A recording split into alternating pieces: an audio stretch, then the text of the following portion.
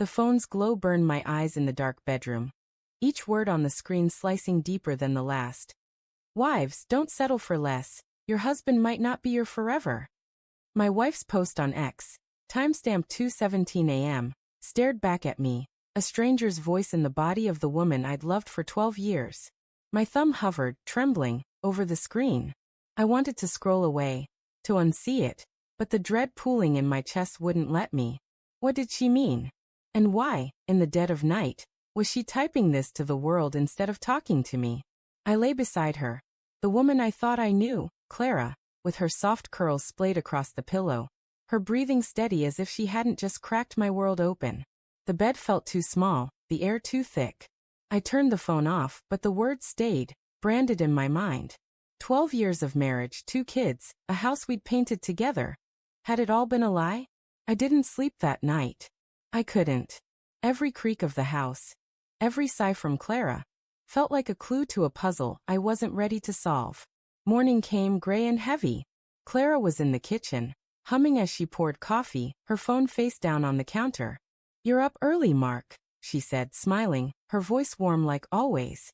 But now it felt like a mask.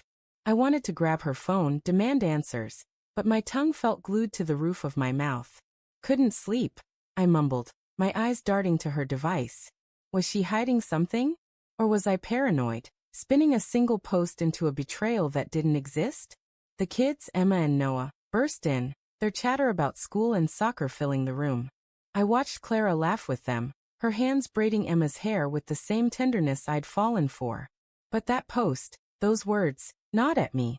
I kissed her goodbye, the routine peck on the cheek feeling like a lie, and headed to work, my mind spiraling. At a red light, I opened X on my phone, rereading her post. The replies were worse. Strangers cheering her on, saying things like, "You deserve better, Queen," and "Life's too short for the wrong man." My stomach churned. Was I the wrong man? That night, I couldn't hold it in.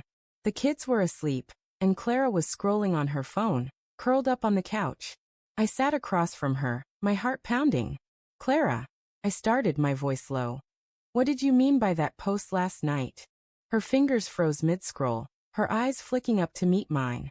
For a moment, she looked like a deer caught in headlights, but then her face softened, and she laughed, a sound that used to feel like home but now felt like a stranger's. "What post?" she asked, tilting her head. The innocence in her voice was too perfect, too practiced.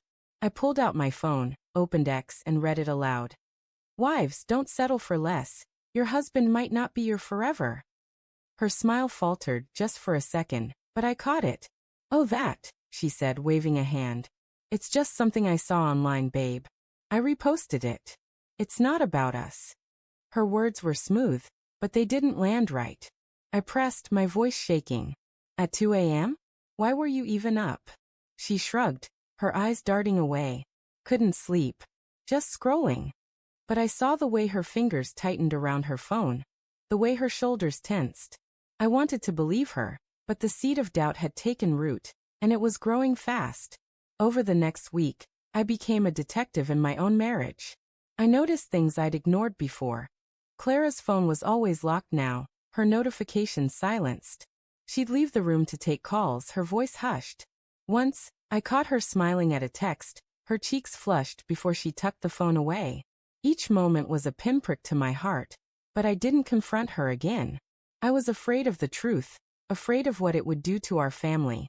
Instead, I did something I'd never thought I'd do. I checked her phone while she was in the shower. Her password was still our anniversary, 0713. That small detail gave me a flicker of hope, but it died when I opened her messages. There, in a thread with someone named Alex, were words that gutted me. "I can't stop thinking about last week. When can I see you again?" The timestamp was 2 days ago. My hands shook as I scrolled. "Mark's great, but he's not you. I need more."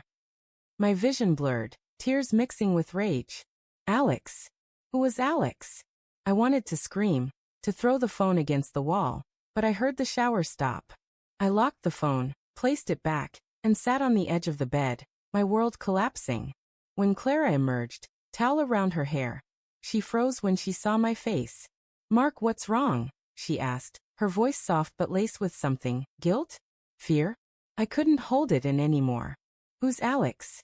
I asked, my voice barely above a whisper. Her face went pale, her mouth opening and closing like a fish out of water.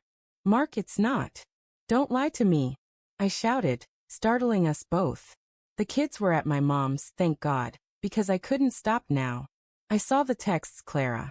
I saw what you said about me. About us. Tears streamed down my face, but I didn't care. 12 years, and you're throwing it away for what?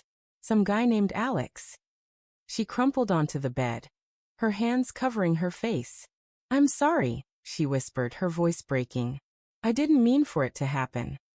She told me everything. How Alex was a co-worker, how it started with innocent lunches, then late-night talks, then more. I felt trapped, Mark, she said, her eyes pleading.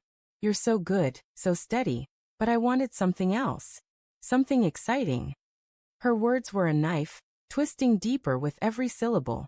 I thought of the nights I'd stayed up late working to provide for us, the mornings I'd made her coffee, the way I'd held her when she cried after her dad died. Was I not enough? I asked, my voice raw. She didn't answer, just sobbed. And that silence was louder than any confession. I left that night, crashing at a friend's place. The next weeks were a blur of pain and paperwork. We tried counseling, but every session felt like reopening a wound. Clara begged me to stay, swore she'd end it with Alex, but trust was a shattered glass, impossible to piece back together. I moved out, renting a small apartment that smelled of stale cigarettes and regret. The kids didn't understand, and explaining it to them broke me all over again. One night, alone in my new place, I opened X and saw Clara's latest post. Sometimes, you don't know what you have until it's gone. I stared at it, my heart a battlefield of anger and grief. I wanted to hate her, but all I felt was loss. For her, for us, for the forever I thought we'd promised each other. I closed the app, deleted my account, and let the silence swallow me. Some betrayals don't just break your heart. They rewrite your story.